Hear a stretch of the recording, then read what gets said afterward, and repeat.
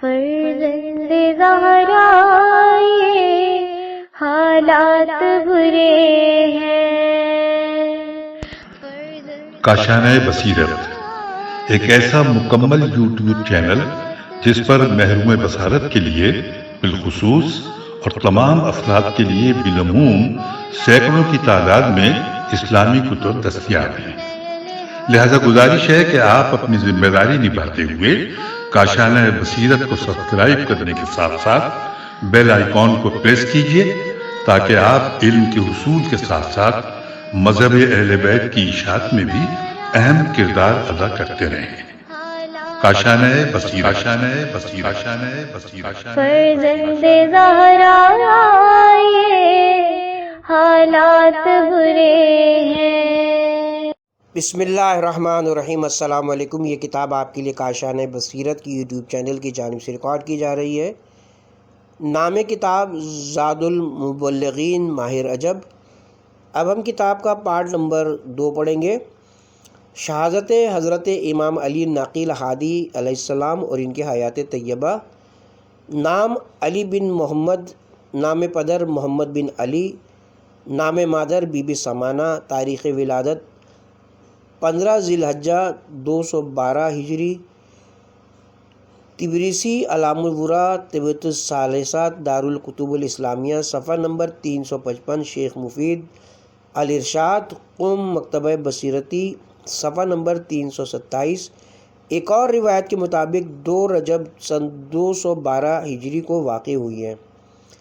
لقب ہادی تقی، کنیت ابو الحسن ثالث، مدت امامت 33 سال، تاریخ شہادت 3 رجب 254 ہجری، شہر سامرا، شبلنجی نور الابصار، صفحہ نمبر 166، قاہرہ، مکتبۃ المشہد حسینی۔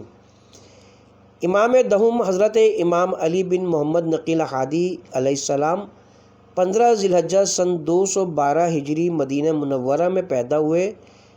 کتاب کے حوالے ارشاد مفید بیروت دارالمفید 211 من سلسلہ مؤلفات شیخ المفید، صفحہ نمبر 297۔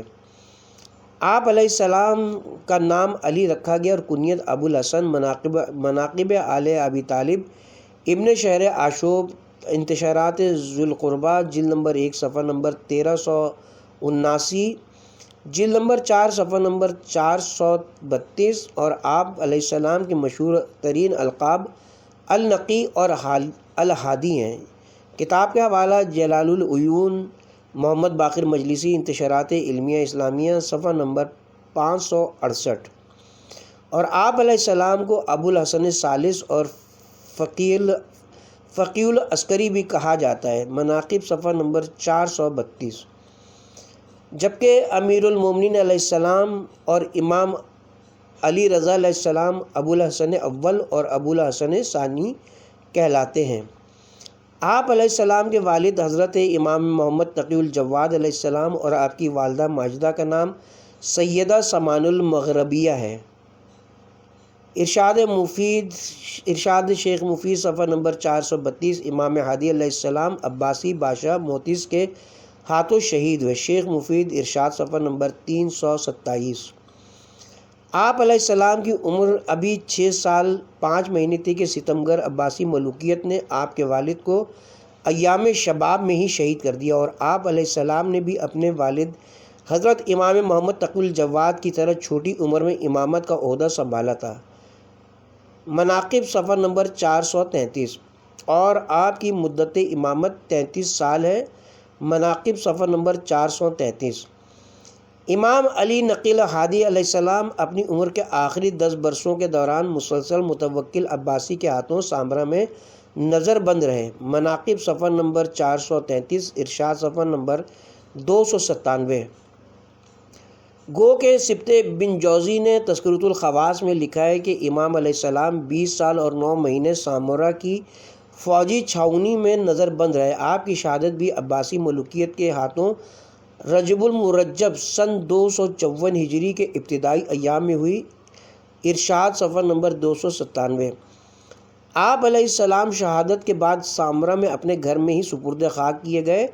علام الورا تبریسی دارالمعارفہ صفحہ نمبر 339۔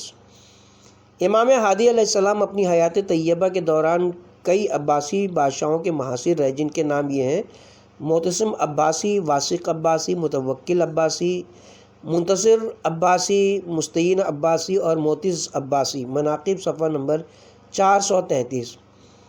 ہم عصر خلفاء۔ امام ہادی علیہ السلام کی امامت کے دور میں چند عباسی خلفاء گزرے ہیں، جن کے نام یہ ہیں: نمبر 1 معتصم مامون کا بھائی سن 217 سے 227 ہجری تک۔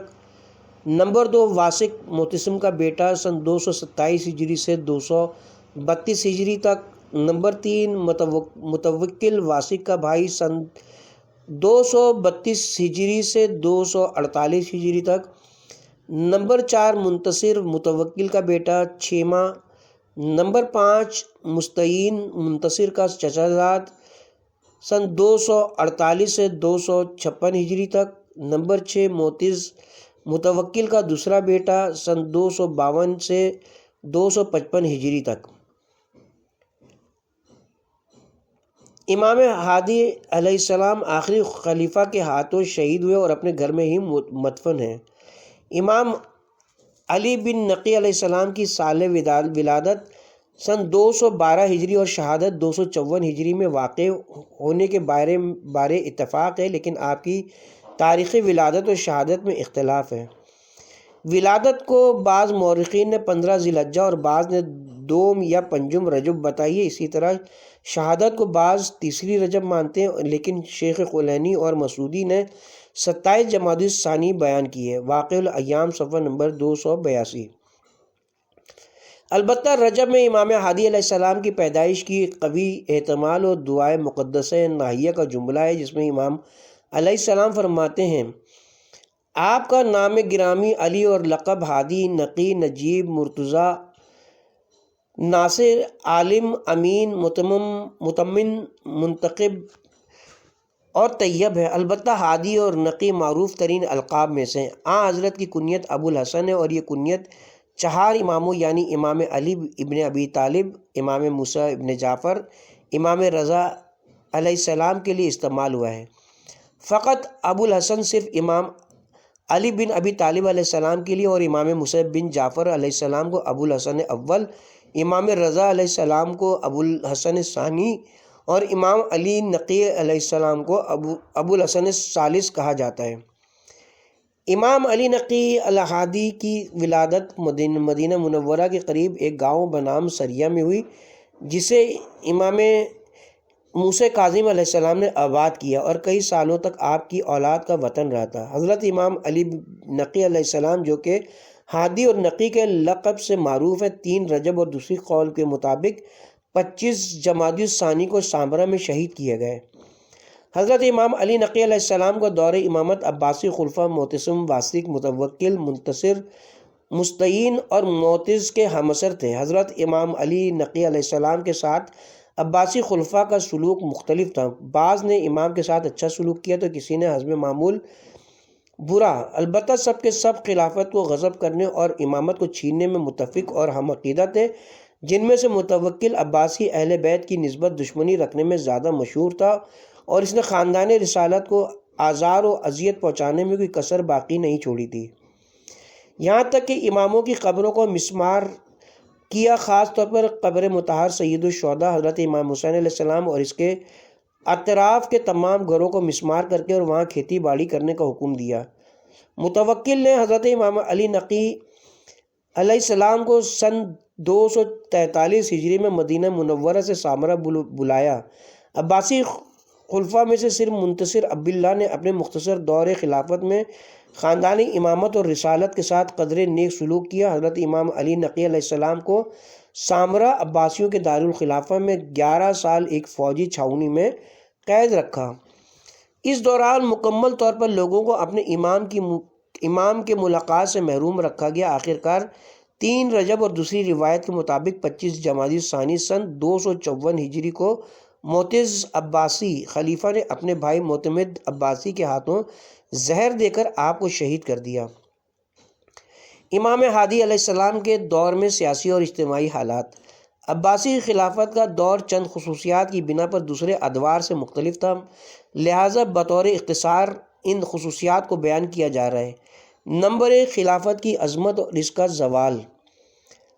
خواہ اموی خلافت کا دور ہو یا عباسی کا، خلافت ایک عظمت و حیثیت رکھتی تھی، لیکن اس دور میں ترک اور غلاموں کے تسلط کی وجہ سے خلافت گیند کی مانند بن گئی تھی، جس طرف چاہتے تھے گھما کر پھینک دیتے تھے۔ نمبر 2، درباریوں کا خوش گزارانی اور ہوش سرانی کرنا۔ عباسی خلفاء اپنے دور کی اس خلافت میں خوش گزارانی اور شراب خوری اور فساد و گناہ میں غرق تھے، جس کو تاریخ نے اپنے سینے میں ثبت و ضبط کیا ہے۔ نمبر 3، ظلم و بربریت کی بے انتہا۔ عباسی خلفاء کے مظالم سے تاریخ بھری پڑی ہے، جسے قلم لکھنے سے قاصر ہے۔ نمبر 4، علوی تحریکوں کا وسعت اختیار کرنا۔ اس عصر میں عباسی حکومت کی کوشش رہی کہ جامعہ میں علویوں سے نفرت پیدا کی جائے اور مختصر بہانے پر ان کو بے رحمانہ طور پر قتل کیا جاتا تھا، کیونکہ علوی تحریک کو عباسی حکومتیں ہمیشہ اپنے لیے خطرہ سمجھتی تھی۔ اسی لیے سلسلے کی ایک کڑی یعنی امام ہادی علیہ السلام کو حکومت وقت نے مدینہ سے سامرا بلوایا اور فوجی چھاؤنی میں بہت سخت حفاظتی انتظام کے ساتھ 11 سال قید و بند میں رکھا تھا۔ عباسی خلفاء کا سیاہ ترین دور اور امام ہادی علیہ السلام کا موقف۔ عباسی خلفاء میں سے خصوصاً خلیفہ متوکل سب سے زیادہ علویوں اور شیعوں کے ساتھ عجیب دشمنی رکھتا تھا، اس لیے یہ دور تاریخ کا سب سے زیادہ سخت ترین اور سیاہ ترین دور کہا جاتا ہے، کہ لہٰذا امام ہادی علیہ السلام اس خلیفہ کے زمانے میں اپنے ماننے والوں کے لیے بہت ہی احتیاط کے ساتھ ان سے رابطہ کرتے اور پیغام دیتے تھے، چونکہ امام علیہ السلام پر سخت پہرا تھا۔ اسی وجہ سے امام علیہ السلام نے وکالت اور نمائندگی کے طور طریقے کو اپنایا ہوا تھا۔ امام ہادی علیہ السلام اور کلامی مذاہب۔ امام ہادی علیہ السلام کی اس سخت ترین دور کے میں دیگر مکاتب اور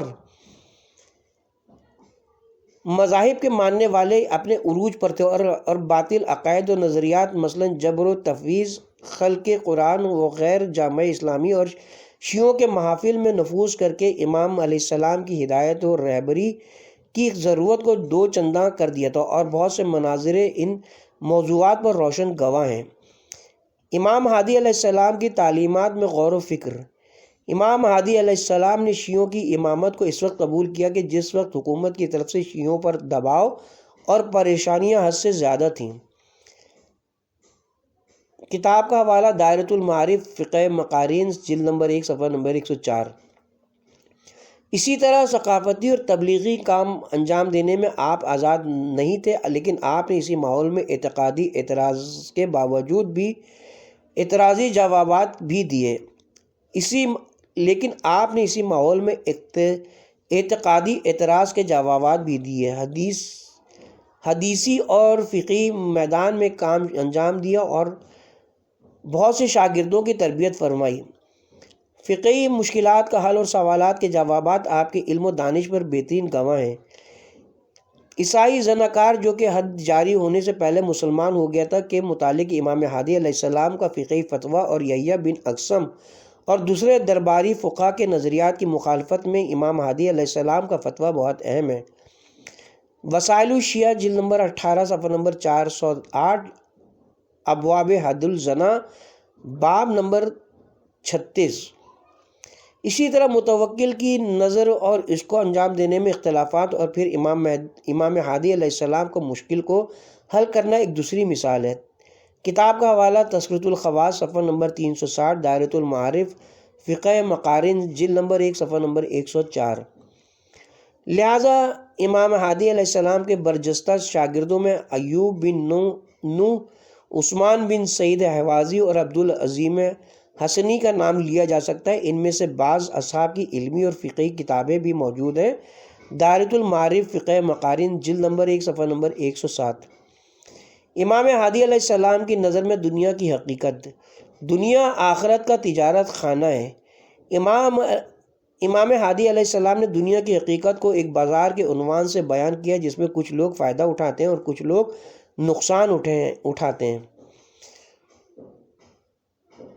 آپ نے فرمایا دنیا ایسا بازار ہے جس میں ایک گروہ فائدہ اٹھاتا ہے اور دوسرا گروہ نقصان اٹھاتا ہے۔ بہار الانوار جلد نمبر 75 مواعظہ امام ہادی علیہ السلام صفحہ نمبر 366۔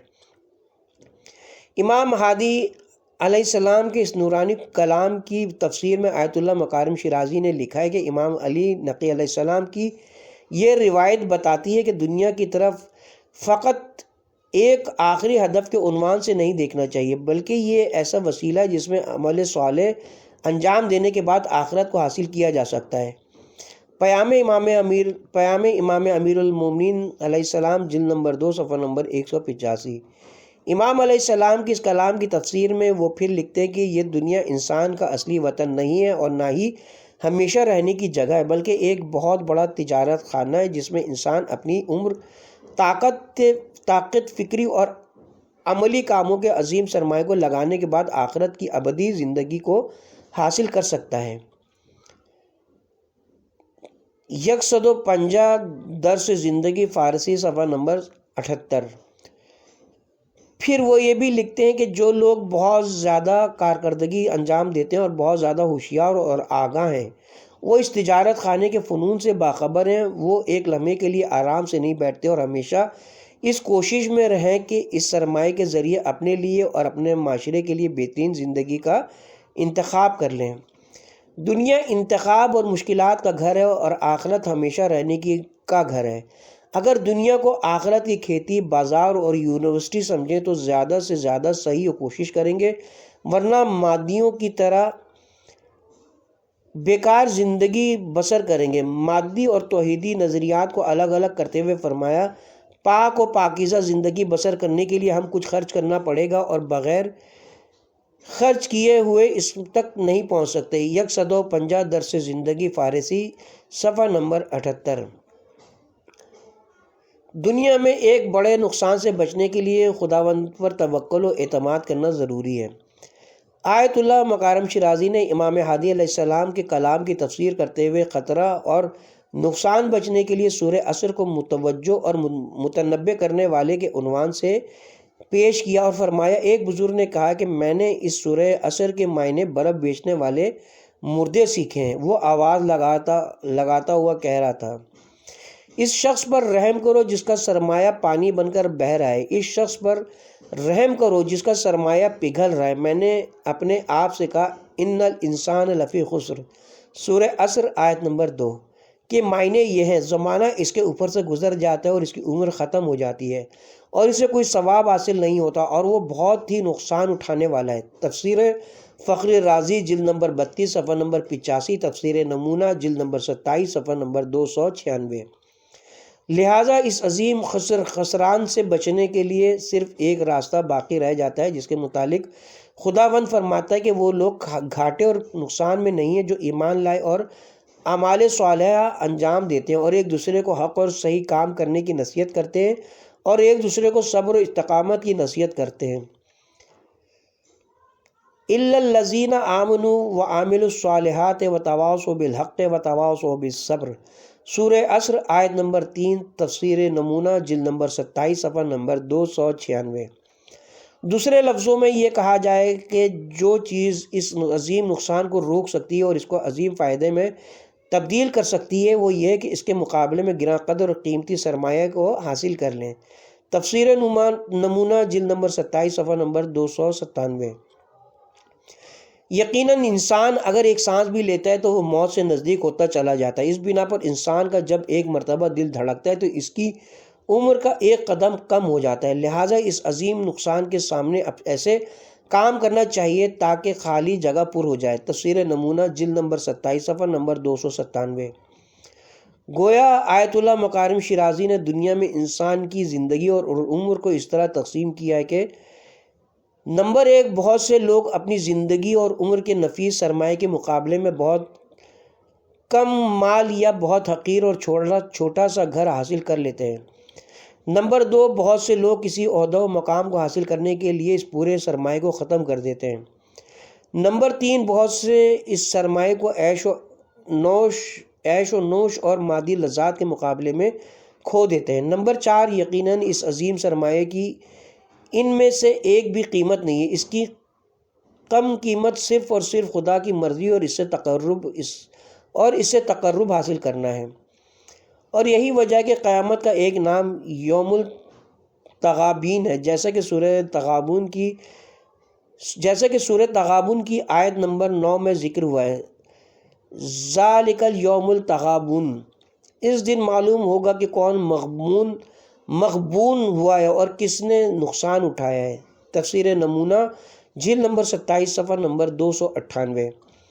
اس وجہ سے کہنا چاہیے کہ دنیا امتحان و مشکلات کا گھر ہے اور آخرت ہمیشہ کے لیے چین و سکون کا گھر ہے، اور اگر دنیا کو آخرت کی کھیتی، بازار تجارت اور یونیورسٹی سمجھ لے تو زیادہ سے زیادہ صحیح و کوشش کریں، کیونکہ اسلام کی نظر میں دنیا ایک بازار تجارت ہے، جیسا کہ امام ہادی علیہ السلام کی روایت میں اس کی طرف اشارہ ہوا ہے۔ تفسیر نمونہ جلد نمبر 27 صفحہ نمبر 296۔